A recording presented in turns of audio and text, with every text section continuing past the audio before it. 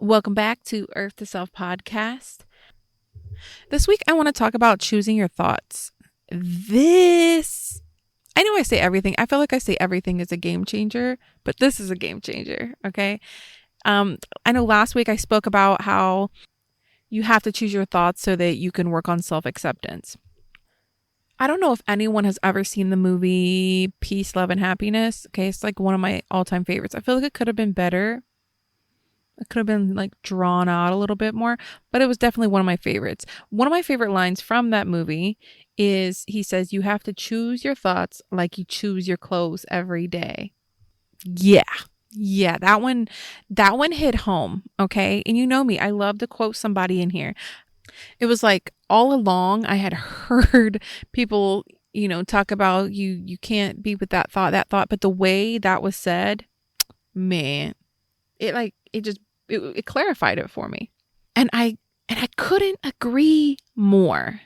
When you start placing your thoughts out, like you're looking at them as something that can be chosen, there's absolutely, it just gives you back so much control. It gives you back so much control over all the habits, over all the toxic traits, over all the trauma, over all the things that you've gone through, been through, and are creating for yourself.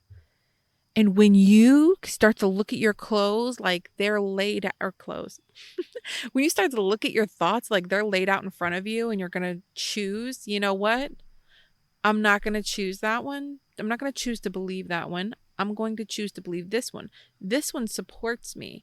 This one loves me. That thought doesn't work. And when that control cannot be replaced. That control, it gives you power. Now you have so much power back over your own mind, the way you think, the way you move, the way you react, the way you respond, the way you create, what you receive in life.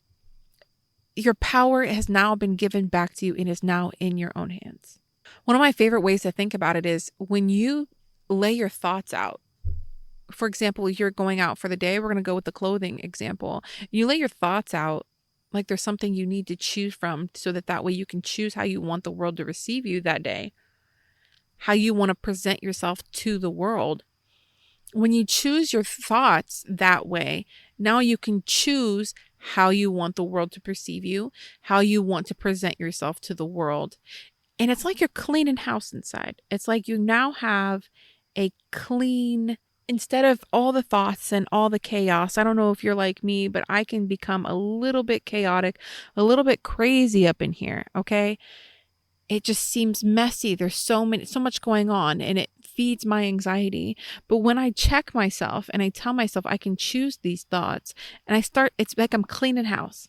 I got my house in order. And when you do that, I want you to come back and let me know how much that truly changed your life.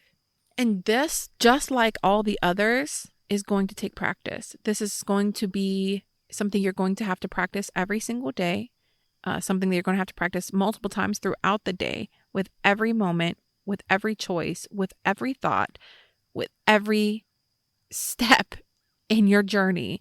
You are going to have to choose this. You will grow so much personally when you learn how to see your thoughts as separate from you. They are not something you have to take on or you have to go out and seek or listen to or be. They are something that you get to choose. They are not a complete part of you. There is something that your brain is manifesting from its experiences, from its history, from what it's seen, what it's been fed. So it is not a part of you, and you must practice that. One of the key things I noticed was when you start to choose your thoughts, you start to take responsibility. You start to take responsibility for your response to life, to incidents, to other people's actions. You start to take responsibility for who you are and who you want to be, instead of just forcing others to be okay with who you are or who you've become. You now start to take responsibility for who you've created yourself to be. And I find that always so annoying. I find it so disturbing when people start to, when they give you that excuse on why they're acting a certain way. Well, that's just the way I am, or this is the way I've always been. No, no, no, no, no. Have you not taken responsibility for that behavior and how it's harming others? And when you start to choose those thoughts instead of just throwing them, puking that shit out onto other people and forcing them to be okay with it if they're going to be around you, it allows you to become your best and only to perform at your best. And I'm loving the self-love. I'm loving the growth I'm seeing when I view things on social media. I'm loving the ability to say, hey, you know what? No, I'm going to choose me. I'm going to choose this.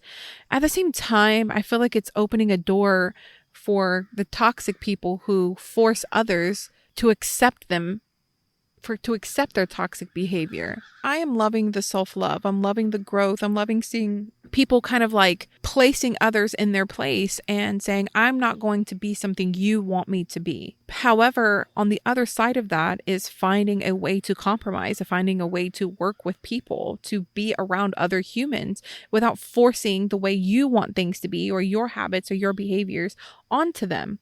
And I feel like there's a fine line right there. And with this whole movement of I'm going to do me, it's kind of creating, to me, I'm afraid that it's creating a toxic environment for people to not, I feel like it's just feeding the whole narcissism. It really is. I feel like it's, in some ways, it's feeding the narcissism of saying, I'm still going to be this way, whether it hurts you or not. But then over here, we're saying you can't do that. Then over here, you're saying you can't have it both ways. So you have to find the middle ground and be able to actually reflect on who you are and what you're doing to other people and how you're responding. But at the same time, making sure that when you respond and what you're doing, it's because that's who you truly want to be. And you're not going to allow others to influence the way you think or the way you move. Because I truly do not want an environment where I don't feel safe to speak my mind, for someone's going to be like, fuck you, I'm gonna do me. But I also don't want an environment where everyone's following over here and because being forced to be a certain way. I feel like there has to be a balance. The biggest moments when I find myself learning to choose my thoughts are usually the negative times. Later on, once I created that habit of choosing the better thought instead of, not even necessarily negative, but harmful, we'll say. Instead of choosing the harmful thought, I chose a less harmful or a more positive, loving thought and went with it. Took that, turned it into an idea, vision, blah, blah, blah. But once I started doing that, then I started noticing how often I actually have multiple positive thoughts now, or loving, happy thoughts that I can choose from. Because it's really about, getting rid of those old habits of immediately going to the negative.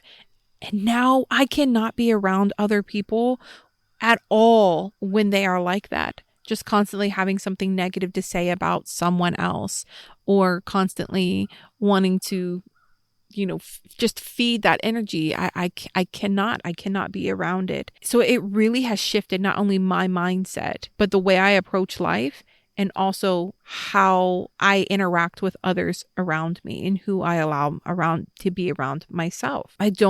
Those are going to be unsafe situations when we place ourselves around people who do not choose their thoughts carefully. One of my favorite things to do when I am just having a lot of anxiety or just feeling overwhelmed, I love to be outside. Like right now, I am out here. You may hear some birds.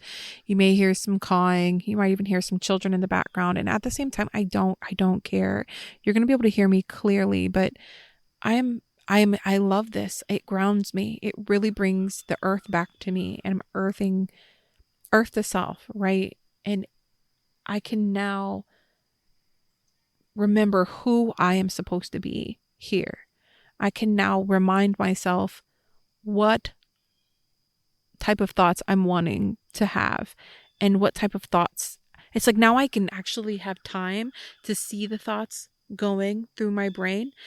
And now I can actually see them and hear them and feel them and play them out in my brain to see how they're going to work before I choose them. It gives me a clear space to do that by grounding myself here in a park, in nature. I hope you all have a wonderful week, and I'll see you next week. Go be great.